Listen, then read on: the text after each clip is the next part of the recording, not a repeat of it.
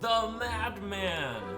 Welcome to another card review of the latest cards revealed. Now in my last review, I neglected to pick up the two cards from a while ago.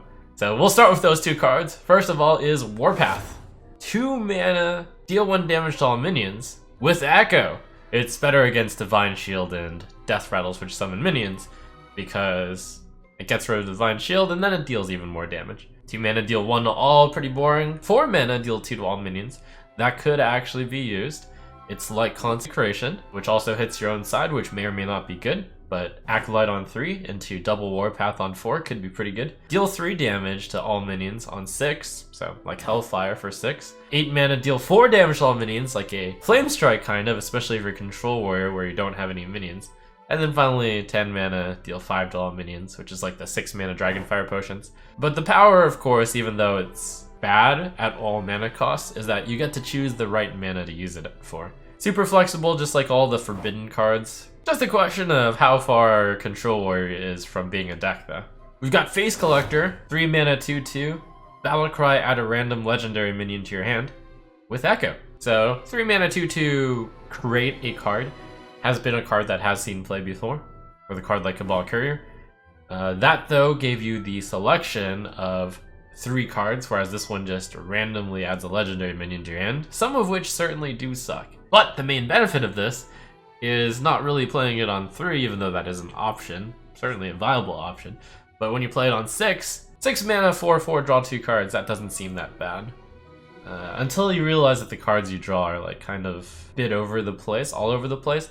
And also you consider that Elven Minstrel is much better, because that's a 4 mana 3/2, draw 2. Completely outclassed by Elven Minstrel there. So then you look at it at 9 mana, and it's like a 6/6, draw 3. And meh, that's a little bit too late at that point. But I think this will be a natural addition to the Quest Rogue, certainly. Just because this card on 6, Shadow Step, this card on 7, completes the quest. Pretty sweet. Next up, Hunting Mastiff. 2 mana 2/1, Echo Rush. This card is a worse Bluegill Warrior if you play it on 2, and Bluegill Warrior is a pretty bad card. On 4, you compare it with Flanking Strike. Flanking Strike is way better, does 1 fewer damage, but leaves you with a 3/3. On 6, it's basically deal 6 damage divided as you want-ish, but perhaps Explosive Shot would be better in that case. If you wanted to deal with just 1 big card, you have Deadly Shot. 8 mana, you deal, 8 damage? That starts to get to the Explosive Shot. 4 to 1, 2 to another, 2 to another. 10 mana. I mean, basically, it seems like at all mana cost, it's not that great. Now, where you can start getting a little bit of extra value is, say you have a Leok on the board, or you play Timberwolf with it. That seems pretty specific. This card is just statted a bit too weak, I'd say. Given the unpopularity of Forbidden Flame, I think Hunting Mastiff can be expected to follow the same fate, even though Hunting Mastiff has mostly pros on top of Forbidden Flame instead of cons. Next up, did you think that Control Warlock was in a weak spot? Well, good news! We've got a card for Control Warlock. Lord Godfrey, 7 mana 4/4.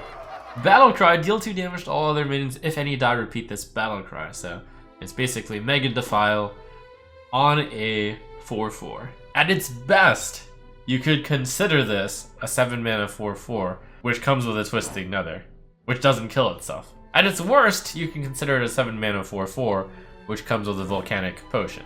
When you consider that Tainted Zealot used to be a card that was put into these Control Warlock types to specifically be drawn and played with Defile, you can actually consider Lord Godfrey a combination of Defile and Tainted Zealot. Not to mention that the Tainted Zealot Defile dropped off the Defile value after the first 2 ticks, whereas Lord Godfrey keeps ticking. One can make the argument that Abyssal Enforcer is at 7, and it's a 6/6 deal 3 and it's not played, but that's mostly because it's a demon. And Lord Godfrey isn't a demon, which means you can play it with your Lackey and with your Void Lord. One of the strongest cards revealed in Witchwood so far. Perhaps the strongest card in Witchwood revealed so far. Good thing we gave it to Warlock, it needed the help. Red VanWasp. It's 2 mana 1/3 rush, has +3 attack while damaged. I was trying to find a use for this card, and I suppose there are 2 main uses. The first one is you play it ideally on your turn 2, and you deal with your opponent's 1 health minion that they played on turn 1, and their 1 health minion also had 1 or 2 attack. And then you not only killed their minion, but you also end up with a 4-1 or 4-2. That's pretty unlikely. The other use of red VanWasp is you have a whirlwind type effect sitting around like Blood Razor perhaps. You can rush in for 4 damage and it's like 2 mana deal 4 to a minion, which isn't bad, but I think your whirlwind effects are better saved for other things such as Acolyte of Pain or Muck Hunter. 5 mana 5/8, rush, battlecry, summon 2/2/1 Mucklings for your opponent. 2/2/1 Mucklings for the opponent. Basically make this a 5 mana 5/4, which is really bad. Where the card really comes into value is if you have a whirlwind type effect ready to go, such as you have the Blood Razor set up on turn 4, and then you attacked with it, and then on turn 5 you attack with your Blood Razor after playing the Muck Hunter, then you have a 5/7 rush, which is really good for 5 mana. It's gonna be interesting trying to fit in Blood Razor into a Tempo Warrior, but it could work.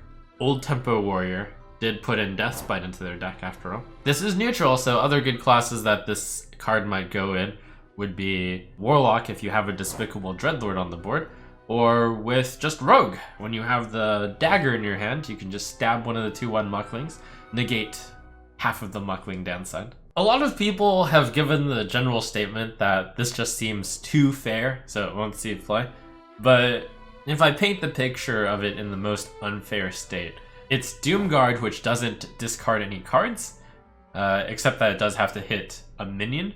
But usually when you're playing your Doomguard, you are hitting a minion with it, I'd want to say. That seems pretty good.